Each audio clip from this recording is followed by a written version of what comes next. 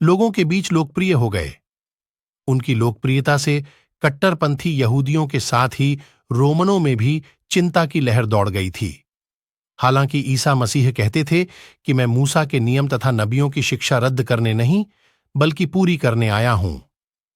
ईसा मसीह यहूदियों के पर्व मनाने के लिए राजधानी यरूशलेम के मंदिर में आया तो करते थे, किंतु वह यहूदी धर्म को सूरज पूर्व में उगता है और पश्चिम में अस्त होता है के आगे एक पत्थर लगा दिया गया था।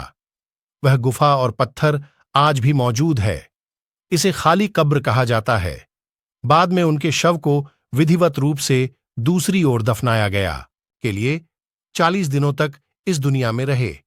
इसके बाद वे प्रेरितों को जैतून पहाड़ पर ले गए और अपने हाथ उठाकर उन्हें आशीर्वाद देते हुए स्वर्ग की ओर उड़ते चले गए, जब तक कि एक बादल ने उन्हें नहीं ढक लिया। तब 2 स्वर्गदूत दिखाई दिए और उनसे कहा, यही यीशु जिसे तुम अपने बीच से स्वर्ग की ओर जाते देख रहे हो, फिर आएंगे जैसे तुमने उस स्वर्ग की ओर। अंतिम भोज का स्थल है। रविवार के दिन सिर्फ एक स्त्री, मेरी मैगदलेन, ने उन्हें उनकी कब्र के पास जीवित देखा। जीवित देखे जाने की इस घटना को ईस्टर के रूप में मनाया जाता है। बाइबल की मान्यता अनुसार ईसा यह साबित करने के लिए कि वे सचमुच मृतकों में से जी उठे हैं, प्रेरितों को समझाने का कार्य पूर्ण करने और अपनी कलीसिया की स्थापना करने, और फिर यहूदियों की महासभा में उनको इसीलिए प्राणदंड का आदेश दिया गया क्योंकि वे ईश्वर का पुत्र होने का दावा करते थे। रोमन साम्राज्य के गवर्नर पिलातुस ने दबाववश यहूदियों के इस आदेश को मान लिया और राज्य में किसी प्रकार का कोई विद्रोह न भड़के, इसके लिए उन्होंने ईसा को क्रूस पर लटकाने का आदेश दे दिया। ईसा मसीह जिस जगह पर सूली चढ़ाया गया था, उस स्थान को गोलगोथा नाम से जाना जाता है। यह जगह इजराइल की राजधानी यरूशलेम में ईसाई क्षेत्र में है। इसे ही हिल ऑफ द कैलवेरी कहा जाता है। इस स्थान पर चर्च ऑफ फ्लैजिलेशन है। होली स्कल्पचर से चर्च ऑफ फ्लैजिलेशन तक के मार्ग को दुख या पीड़ा का मार्ग माना जाता है। यात्रा के दौरान 9 ऐतिहासिक और पवित्र को बंदी बना लिया। वे उसे लेकर अंत में पिलातुस के पास लाए। यहूदियों के दबाव के चलते पिलातुस ने यीशु को कोड़े लगवाए।